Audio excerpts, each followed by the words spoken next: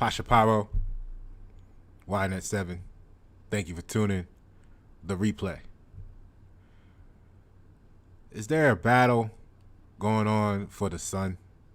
I know there's a lot of talk of going back to the moon, quote unquote. Talk about going to Mars, right? But the question I have is there a battle for the sun? So I really appreciate people's feedbacks and comments and stuff. So this came up in some conversation, and I was like, let me do some more research on that. I didn't hear about this right here. So the quote unquote, this is being reported for some time now, and there's follow-up articles and stuff like that too. We're going to cover a couple things and take a look at a couple things here, because they're doing this, and not necessarily this, but there's some other stuff I'm going to touch on, and we're going to, you know how we do. Let's take a look. So the thing was, they were like, yeah, Bill Gates was trying to block out the sun, right? In not so many words. And for entertainment purposes, we're gonna look into some of the feedback given by some more popular sources regarding that information. So if we look here, this is from Popular Mechanics, and they went into the title here says Bill Gates will have to wait, right? So wait for what?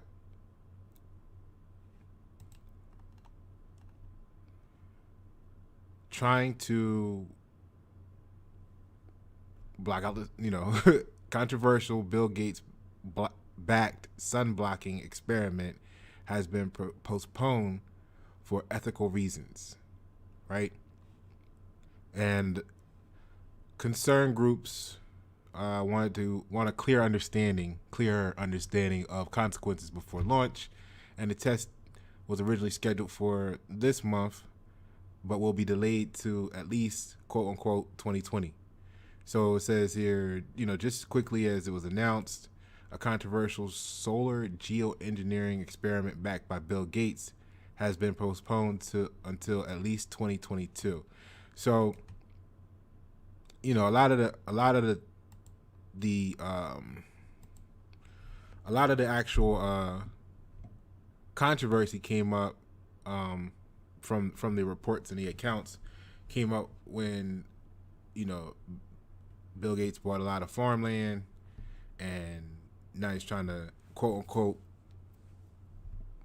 block out the sun, as they put it, and it just made me wonder. So I went into it to see what was what. So going into it,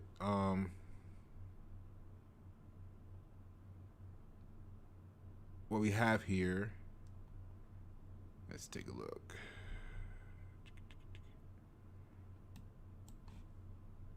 Get you guys back on the page here. So the stratosphere controlled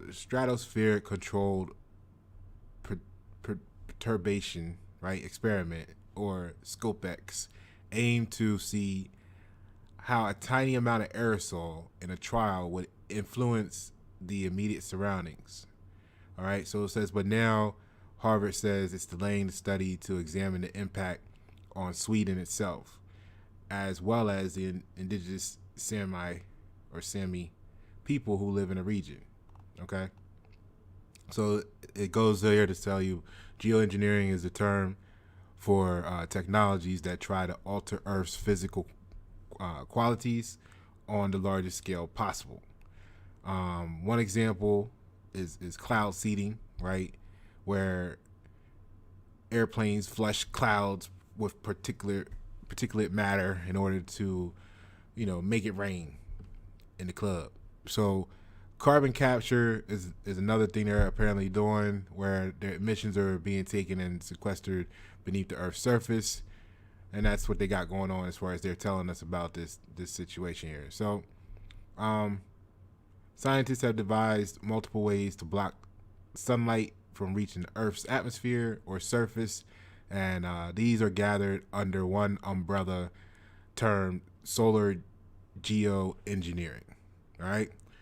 Now, the most common and studied method is to reflect sun light away from Earth using aerosol particles in the atmosphere. But until now, this has been, more seen as a fringed idea. They're saying. So basically, I know we grew up part of the generation seeing the chemtrails or the airplanes flying over with the long tails behind them and stuff for some reason, and etc. So were they doing it then? Not sure. But let's take a look here at what the actual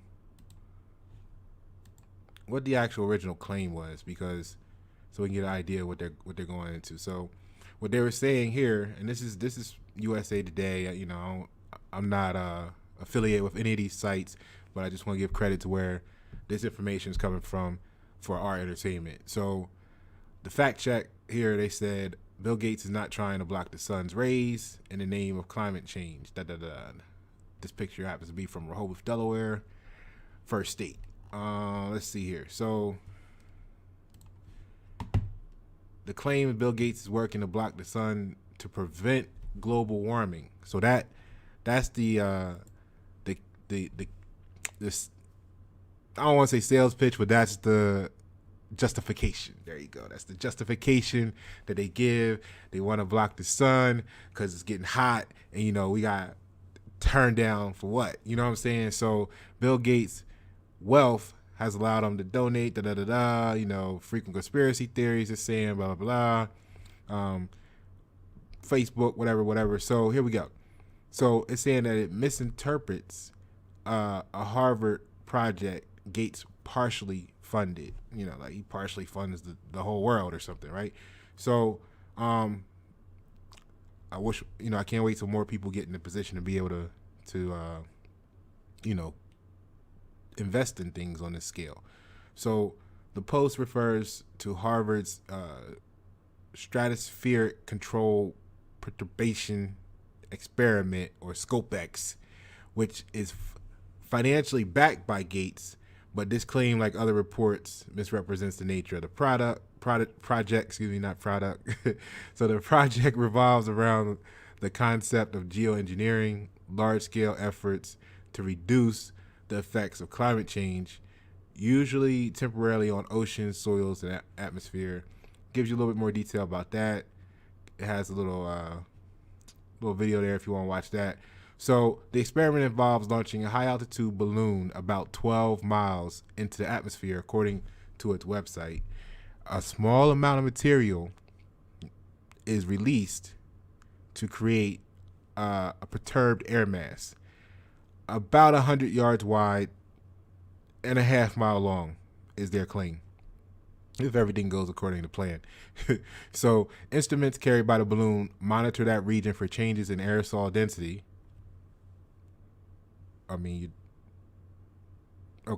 Atmospheric chemistry and light scattering. So it's saying, in other words, it's a very small scale project. 100 yards, half-mile long, very small scale. And far from the climate altering claims, that they're seeing on social media is talking about, right? Blah, blah, blah, blah. So it goes into some details. So people are right to fear over-reliance on techno fixes. They got some words out there, don't they? So, but there's another nightmare. It's that after bringing emissions to zero, we realize in hindsight that early use of geoengineering could have saved millions of lives lost in heat waves and helped preserve some of the natural world, right? So Keith wrote that.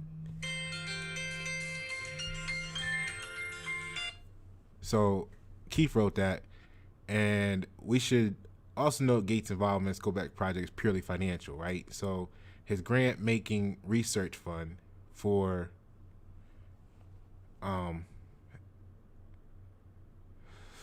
his grant-making research fund, the Fund for Innovative Climate and Energy Research, partially finances the project. So he's got a whole fund. They doing a whole bunch of projects like this, right?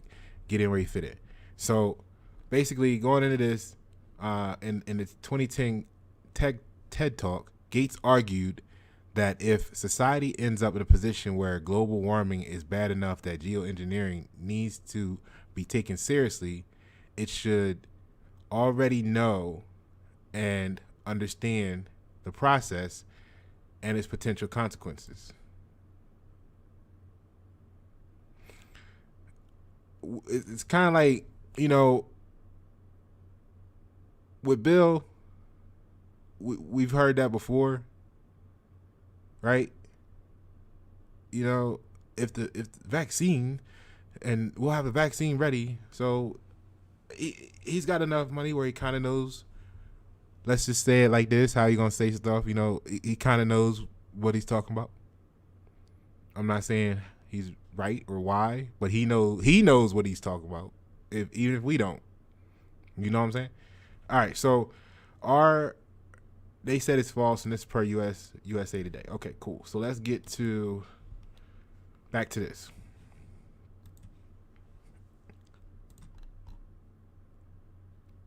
So the Harvard scientists, Scopex planned a small experiment. It tells you here, kind of goes over the same thing. So a Harvard scientist had planned to launch a high altitude balloon from a strange space station in Kiruna, Sweden, right? To test whether it could in the future carry equipment to release solar radiation reflecting particles into the Earth's atmosphere. Yeah, excuse me. We've been around balloons for millennia, but we're just going to run a test with the balloon to make sure it's going to go up. First, we're going to do that first, but we're not going to release anything. And then how would you know if they did or didn't? You know what I'm saying? Like who's monitoring that? But that's not the issue of this here. Let's see here. That was just the afterthought. So, but last month, a Harvard advisory committee that was set up to study the project's ethical implications recommended pushing back the test until a more thorough, basically so they can review it, right? So this will likely postpone the launch until 2022. And there you can look into that some more if you want on popular mechanics. So the sun, though, like, of all the things going on, it's now on the table to officially block out the sun. Like when we were watching the quote unquote things, the planes flying over with the long tails behind them, we thought that was about us. You know what I'm saying? That's what I heard. I don't know for sure or not. But let's take a look at now. They want to go after the sun. The sun is bad. It's evil. Okay? Sun's evil. Forget what we need it for. It's terrible. All right? So what they were actually going to be looking into was calcium carbonate substance, right? And they were saying that's what they wanted to release into the atmosphere. They were planning that it would have little to no effect on people. I do, you take that, and some people take that in supplements. So they have some side effects like, rapid weight gain, swelling, little or no urinating, nausea, bone pain, confusion, weak muscle fatigue, little basic side effect stuff when you get into that world of side effects and what happens when you take too much of something, etc. So however you want to go on that part of it, right? So the question is, what's this? Why would you want to block out the sun? And what benefit would that have, and for who? Right? So they're trying to blame it on global warming, which, okay, that's a big topic right now. And they're saying, hey, look, we'll do this and it'll save the world, as far as we know today. And we'll worry about the side effects of it with the world when we get there. Now, My thing is, in some other research I was doing, it was something that was very interesting. One, if you look at the chart for the temperature, right, over the years, it's like a cycle. You know, it goes up and down, up and down. Well, if you go back on most of the ones they're going to show is going to show it down low. It's going to come up to like 0. It's going to do a couple spikes, and then it's going to go up, right? Which kind of looks like a frequency. Everything goes in cycles, like a circle up and down anyway, right? So with that being said, is global warming part of a grander cycle of fluctuations in the temperature?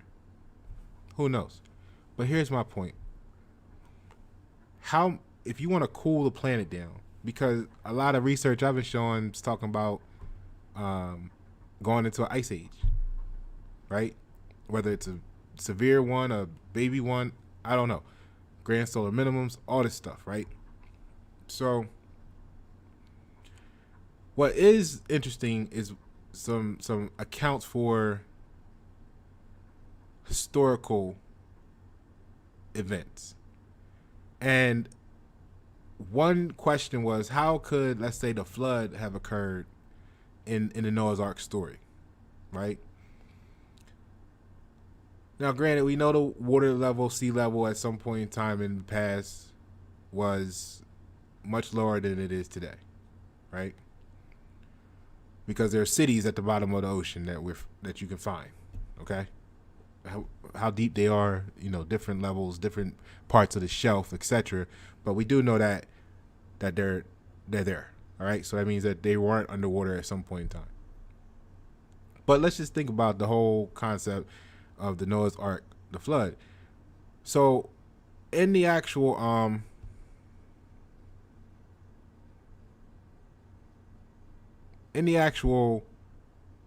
atmosphere, right, there's water.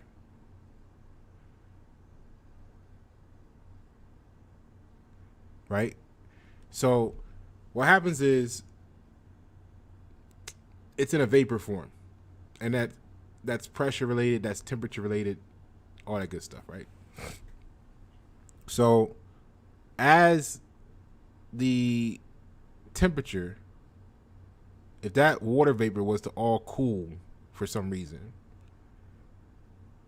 then there would actually be rain. Like all that would fall from the sky, right? So with that being the case, let me do this here real quick because I want you to see this. And I didn't set this part up for you. Give me a second.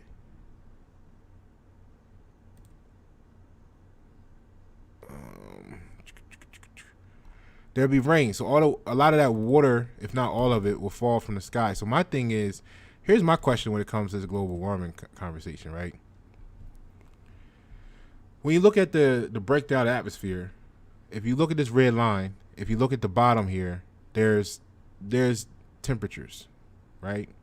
And you can see, you know, they're saying that down here on the surface, it's room temperature or whatever. It's 20 C or something, right? Give or take. Then as you get higher, it gets cooler. And then as you go up a little bit to the stratosphere, you start to warm back up. Then they say this is what they say, the mesosphere, right? Mesosphere, whatever, right? They said it doesn't conduct heat, or it doesn't absorb the heat. So now the heat, it gets cooler as you go up. But then the thermosphere, it likes heat, so it sucks it all up. And then we race way up to, you know, infinity in temperature, right? As you go into the exosphere. Because they're talking numbers like, what did it say, 1,500 degrees C, which is insane. So my question with this is, because I didn't look at it like this, let's say, a couple months ago. But if there's a problem with global warming,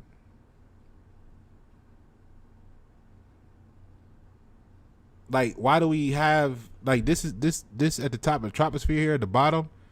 If you can see, let's see where we at, right here. If you can see down here, right? That's saying negative 50C. Like that. I know you guys know how cold that is, right? So then it goes back up, comes down, but by like, we see this is the temperature graph.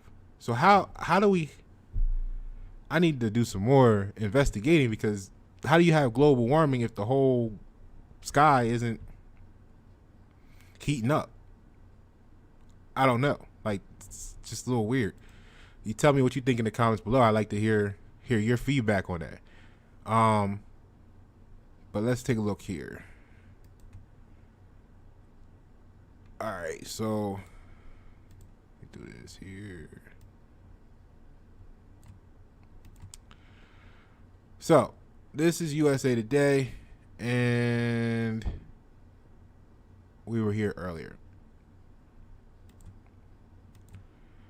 So what I want to get at now is this, because I was looking into this temperature situation to see, like, why is this a thing, right? And this is what I found, just to not make it too scientific, right? So they're saying, the question is why the temperature at the stratosphere tends to increase with elevation. Normally temperatures decrease by 6.5, however they knew to say that's the norm, I don't know. But with altitude at the troposphere, but why inversion occurs at stratosphere and vice versa at mesosphere, right? But the answer I found, because when I saw the graph I showed you, I was wondering about the question, so I was trying to find the answer, and I came up with this, and a few other things, but this one I think is the most just simple, right, to display how complex this is. So, or at least they're wanting us to. This is what they want us to know about the atmosphere. So it says that the temperature in the stratosphere increases from about negative 60°C at the tropopause up to 0°C at the stratopause. This phenomenon is due to exothermic photochemical processes like dissociation of dioxygen O2 by UVC solar radiations. For a more complex answer, please consult the specialized literature, etc., etc. And then this guy basically says it all seems to be conducted to the UV rays and the ozone layer. Now, photochemical processes like dissociation of oxygen, O2. Now,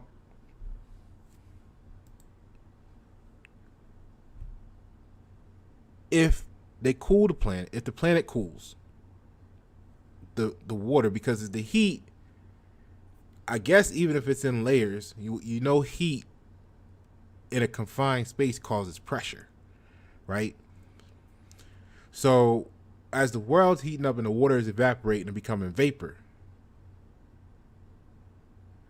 then more of it's in the atmosphere, and the atmosphere either becomes more pressurized or it grows and becomes bigger, like the ball of earth or whatever is bigger, and because of the pressure is expanding it, or a combination of both, right? That just makes sense. So if that's the case, and they collapse the atmosphere basically, right, through condensation, if you cool the planet, because it's going to rain, right? So without as much vapor, there would need to be less space. So like it's going to have some effect on the atmosphere itself, which is going to then have some effect on what we think the current world is and functioning. But that's my little sidecar for this, right?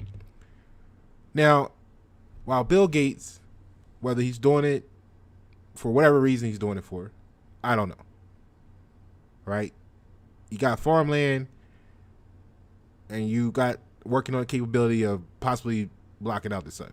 Possibly. Who knows? But what the other side of the world is doing, right, is they are actually creating suns, which is the exact opposite of blocking out the sun. So we got Germany over here, right? They're actually making suns. And we got, let's see here. Let me get you this shot here of what's going on in Germany. So check this out.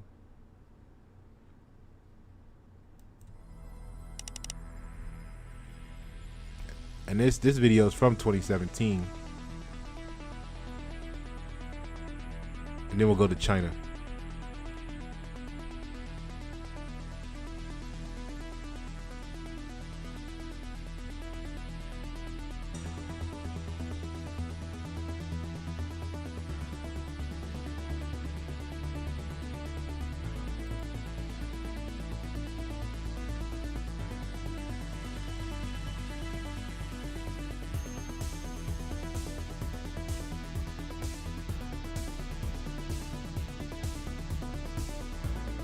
So you see the things here. You see this on the left here? This is the array or the application. So they have this huge wall full of all these lights, and it's focused and fixated on that way, right? And the reason why they said they were doing this, you know, for product testing and stuff like that.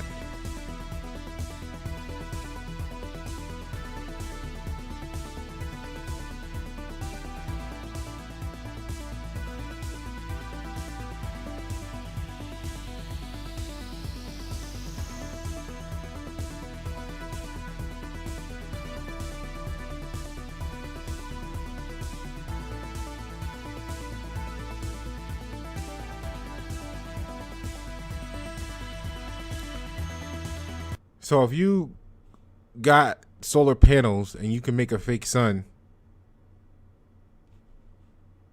hold on, I'm just saying.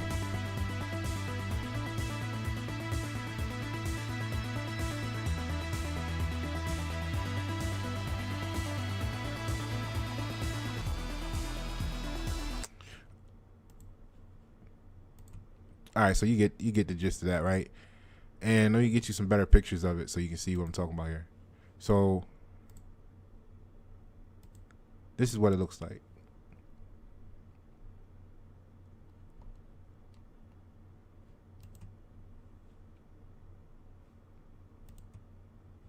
You see what I'm saying?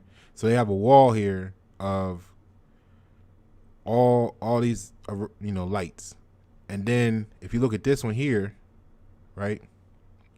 Clicking on the wrong thing. Hold on. If you look at this one here, this is how it's set up to be. And let me get me over here so you can see better. So you see the wall in the example here, right? And then they have these cutouts in their thing, because I saw this years ago actually, and I read up on it then.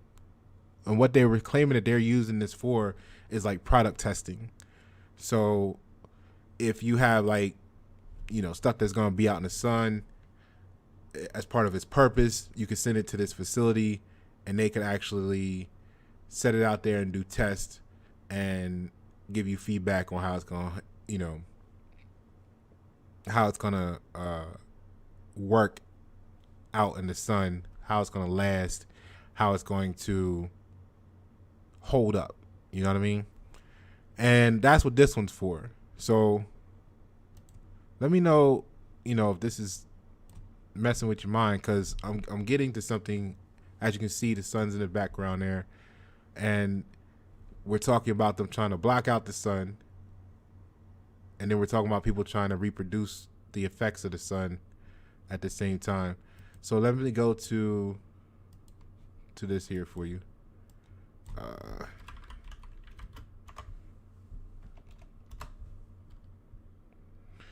So here's what China's doing, right?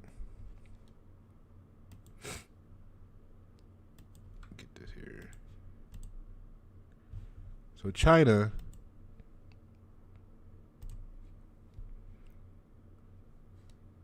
is saying that they have,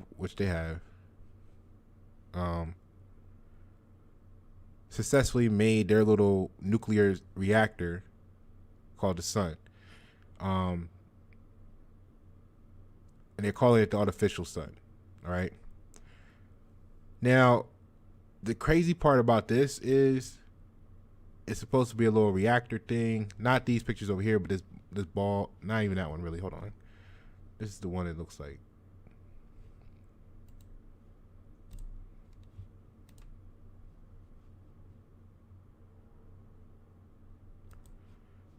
See, all these places want you to. All right, this is what I wanted to show you here. We only gotta go because I can show you the picture here real quick in a second. But here's the amazing part. Remember this number here, right? 20 seconds. China's artificial sun east achieved a peak temperature of 288 million degrees Fahrenheit, which is over 10 times hotter than the sun. Now, for me, that raised the eyebrow. 288 million degrees Fahrenheit. And I don't know. I don't know. So my natural next thing to do was to say, well, what's the high? What did they do that in? Like, what can you build? Forget what it took to energy wise, but what can you build that's gonna hold that much heat? 288 million degrees. So I was like starting to look for stuff, right? And this is what I came up with. Tungsten has the highest melting point of all metals. I just did a quick search just to, put my mind into scope, into scale of what I was hearing and reading and seeing, right? And it says the highest melting temperature metal is tungsten, and it has a melting point of 3,400 degrees C, roughly 6,200 degrees Fahrenheit. So tungsten being the hardest the metal to melt, and we know about alloy combinations, right? And I'm cool with that. But this maximum temperature is 6,170 Fahrenheit. And they're saying they had something that did 280. It made two. How do you even measure 288 million degrees Fahrenheit? What thermometer told you that was right? What infrared? What did you use? What thermocouple? You know what I'm saying? All right. So China's making a sun. Germany's making the ability to produce sunlight. Supposedly Bill Gates is trying to block out the sun. It kind of seemed like some sort of tug of war is going on there with a bunch of stuff that they know about that we don't know about, right? I don't know. But they doing this.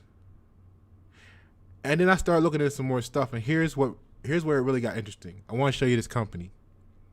And I'm not saying this from a stock tip standpoint, but this was very interesting. So let's take a look at this.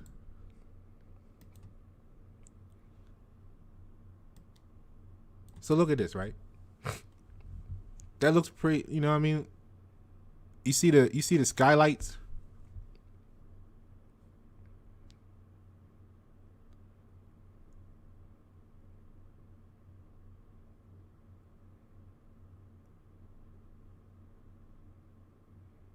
So the thing about this is that's not actually a sky. That's not the sky. So let me go back. Let me show you this, right? Hold on. This is what we be doing in my spot, man. We you know what I mean? You gotta get your little drink. If you smoke, whatever. And this is stuff we be, you zone out, you talk about. So whatever it is, that gets your mind thinking, that's where we need to meet at. Here's what I want to do. Let's go here. Now, when you see this, at first glance, it looks like a skylight. And you're like, cool, that's dope, right? But it's not. It's not. So, looky here, right? So this Colux qualities make it perfect for office space and retail installations. At this particular moment, the spaces we all are living are our homes. Did I read that right? Or the spaces we all are living are our homes. Okay, I did read it right. And for someone, the own office. It's a good. They make lights. They didn't say they you ain't got a right to make a light, all right? Because I'm confused. I don't know you confused, but you get the idea. So in both cases, the quality of the environment that welcomes us plays fundamental role. And then also, this is probably from another country, so the translations be messed up, so we can't really fault them. All right. Now, what I want to get at is there was a spot in here where it told us, let me think here, was it projects or products? Let me check this here.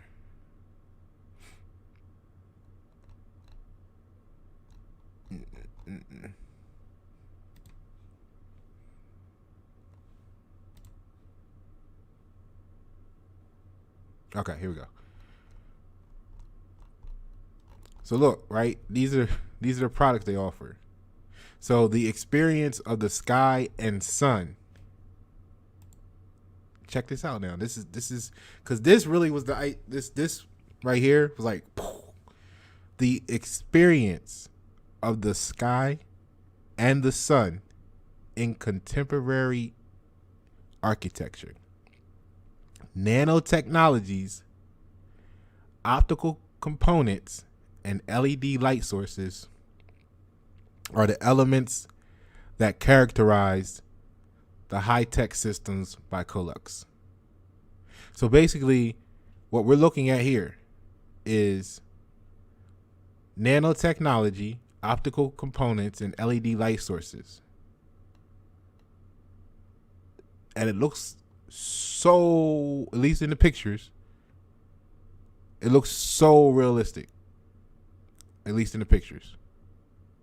And I mean to the point where they're showing that the light, you see this opening is there and the light is shining on the wall at an angle, just like the sunlight was coming through versus that being an overhead light.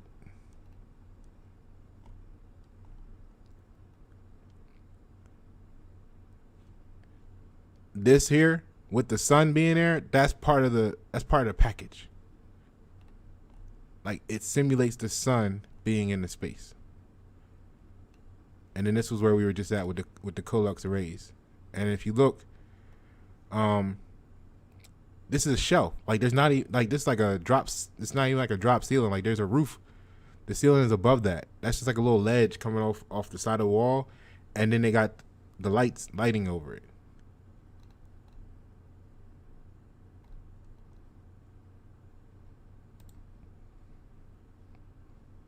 So why are you showing us this, Pasha? Because it started with the Bill Gates thing, and I started looking at this is why we doing.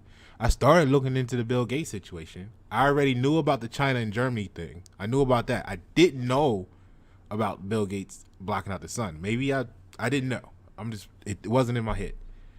All right. So thank you for the person that had that conversation. We were talking about some things and brought that up because it led me down this rabbit hole. And I'd have never saw Colux and never had this thought if it wasn't for that conversation. This is the power of having conversations outside of your comfort zone. Oh, this is the one I wanted to focus on. Now check this out. When we get back, it's going to cycle around. When that comes back, look at the skylight and then look out the window in the background where you can see the sky and the city and look at how they're different. And this is what they're able to do now. And I'm going to tell you why. But it started with the conversation, right? Then I started researching the Bill Gates. Then I had to go back and look at the China and Germany sun, and NASA got one out there that was patented in the 50s or 60s or something, right? Go Google that if you got some free time. And then that, you know, this picture right here, you see the sky out the windows in the back here? When it comes back around, check it out. Like, those skies are like more grayish, and those lights are perfectly blue. So one thing led to another, and I wound up here. And when I got here, and I said, yo, you know, I'm not saying the world is flat or round or we're in a dome or we're not, but if they can make a fake panel, that a regular light panel that goes into the drop ceiling, see this right here? See the outside? You see the difference? That's because these are just lights. And they're not, yeah. So you can put that like in your kitchen and have the whole feeling and ambiance of natural light and a skylight. Like this right here, that's just a ledge. There's nothing above that. You see that pole, that gray pole right here? Hold on. You see that gray pole right here? It's going up. It keeps going up. So when that, here, let me do this. You see this gray pole right here? If you look in the shadows, it keeps going up. Like you can actually see that it keeps going up. Let me bring it back.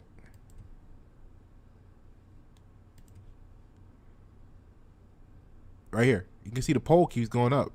And this is dark. But there's nothing above it. So that was like, yo, hold on, man. That means if they had something up high enough, man, the whole sky might not be real. Period. I mean, I know that's crazy. I know it's gonna touch some people, you know, the wrong way, and you know, we have to first admit that we don't know what we don't know. And they taught us a lot of stuff. And when they was teaching us, you were like, yeah. And then there's people that, you know, when you years later, you're looking at stuff, or it just doesn't seem accurate anymore after a certain period of time, right? So just admit that you don't know what you don't know. But if the technology's getting that good, then damn. Because that's good. That's real good. I would like to actually go. Let me know if you've seen any facilities that are utilizing this technology. If you know of any, take a picture. Like, post that. Email that. Tag Pasha Pyro in that on Facebook, and let me see where they're using this at in real life. All right? So that's it, man. Like, the sun is the new battleground. You know what I mean? Some people we used to worry about sunset, sunrise. Now we got to worry about sun on, sun off. It's getting ready to go down. Like, so get ready. It's always something. Pasha Pyro, YNet7. Thank you for tuning. The replay.